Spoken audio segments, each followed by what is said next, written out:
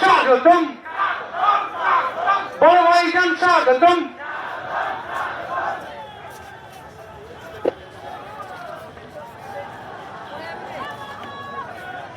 যাক, আমি আশপাশেই ছিলাম। আমি পুরো প্রোগ্রামটাকে দেখেছি, খেয়াল রেখেছি। সবাই যদি মাঠেই চলে আসে তাহলে বাইরেটাকে দেখবে। আমি 5 বছরের ফল নওশাদ সিদ্দিকী এবং তার সহযোদ্ধা আপনারা সবাই আপনাদের চেষ্টায় বিধানসভা আসতে হয়তো এখন অনেকটা বাকি আছে, কিন্তু আজকের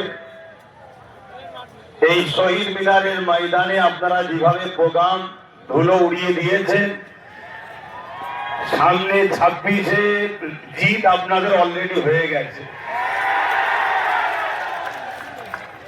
আপনাদের এতটুকুই বলবো, আমার স্বপ্ন কিন্তু ব্রিগেড ছিল যে 5 বছর পর কমসে কম ব্রিগেড যেন হয়, কিন্তু ওই স্বপ্ন এখনো ভেঙে দিইনি। সেনাবাহিনী বন্ধুরা বলেছেন তিনাদের প্রোগ্রাম চলছে, নিশ্চয়ই মাইক বাঁধা আছে, দেখছেন। 31শে মার্চ পর্যন্ত প্রোগ্রাম আছে। 31শে মার্চের পরে আবার চেষ্টা করব, কিন্তু মার্চের পরে প্রচন্ড রোদ হয়। এই রোদকে অপেক্ষা করে যদি ব্রিগেড করি আপনারা সাড়া দেবেন তো? কেন আমার টার্গেট ব্রিগেড। কেন রেকর্ড হয়েছে 21-এ, ওই ব্রিগেডের রেকর্ডকে আবার ভাঙবো আমরাই। সেই চেষ্টায় আজকে গতকাল থেকে বারবার আমাকে বলেছিল, আমি বলেছিলাম আমি অবশ্যই কলকাতাতেই থাকবো, আশপাশেই থাকবো, পুরো প্রোগ্রামটাকে নজরে রাখবো। আমি দেখতে চাই যে নওশাদ সহ তার সহযোদ্ধারা 5 বছরে কি করলো।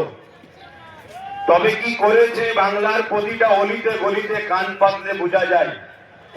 এই বাংলায় বর্তমান বিরোধী শক্তি যদি কেউ থাকে আজকের দিন পর্যন্ত, সেটা হলো আইএসএফ।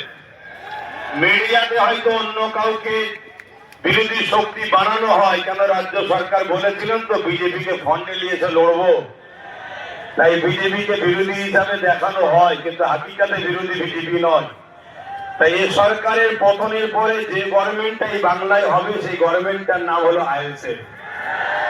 আপনারা যে শক্তিতে, যে মজবুতে দাঁড়িয়ে আছেন, আমি এতটুকু বলতে পারি এই শক্তি, এই মজবুতে আর একটু যদি বিশ্বাসের সাথে ঐক্যবদ্ধ হয়ে আর একটুখানি যদি চাপ বাড়াতে পারেন, তাহলে আগামী দিন কিন্তু আপনাদের হাতেই বাংলা আসছে। তো যাক, আমি আপনাদের এই প্রোগ্রাম দেখেছি, সবই খুব ভালো লেগেছে। আপনারা এইভাবে এগিয়ে যান। আমার সর্বদিক দিয়ে সহযোগিতা, দোয়া আপনাদের সাথে ছিল, আছে, থাকবে। আমরা ভারতীয়, ভিক্ষা নয়, অধিকার চাই। আমরা ভারতীয়, কোন সংবিধান ছাড়া কোন দাদা দিদির কথা মানি না।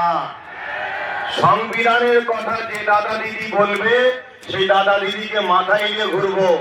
আর যে দাদা দিদি সংবিধানকে তাকে রেখে নিজেদের কথা শোনাতে চাইবে, সেই দাদা দিদিকে সংবিধানের ডায়েরিতে এনে জেলের কারাগারে আমরা যুব সমাজই ভরব।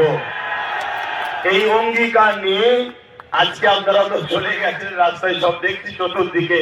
কেন আমি যদি আরেকটু আগে ঢুকতাম তাহলে তো আরো সমস্যা হয়ে যেত না। তো সেই জায়গায় যখন ভিড় কেটে গেছে, আমি আস্তে আস্তে বললাম এবারে চলো যে একটু কমসে কম, কেন গতবারে নওশাদ বলেছিল আমরা 2 ভাই এক জায়গায় হব। তো সেই কথাটারও তো সত্যতা প্রমাণ রাখতে হয়, না হয় জালিমরা কোনো খুঁজে পাবে না, কোনো ফোন না পেয়ে বললো কই তার ভাই এলো না, তো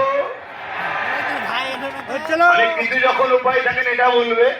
এতটুকু জেনে রেখে দিও, নওশাদের জন্য